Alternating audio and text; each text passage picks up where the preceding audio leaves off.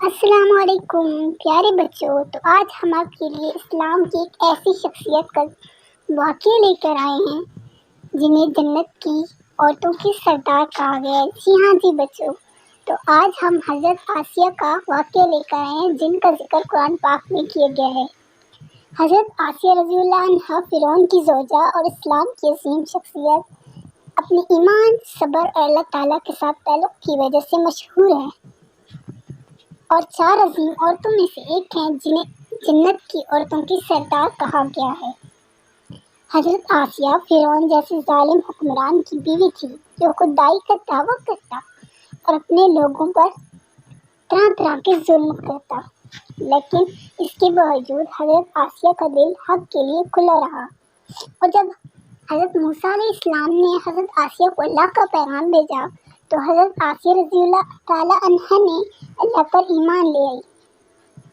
جب فرعون کو حضرت آسیہ کے ایمان کا علم ہوا تو اس نے کیا کیا؟ اس نے یہ کیا کہ اس نے حضرت آسیہ رضی اللہ عنہا کو طرح طرح کی اذیتیں دی،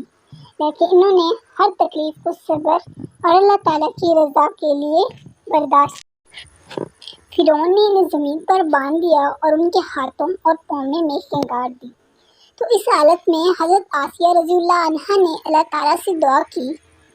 اے میرے رب، میرے لیے جنت میں ایک گھر بنا دے اور مجھے فرعون اور اس کے عمل سے نجات دے اور مجھے ظالم قوم سے نجات دے۔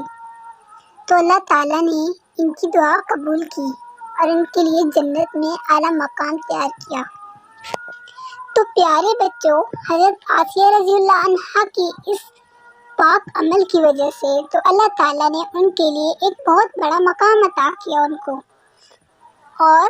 اس وجہ سے حضرت آسیہ اس قربانی کی اور اس صبر کی وجہ سے ایمان اور استقامت کی مثال بن گئی۔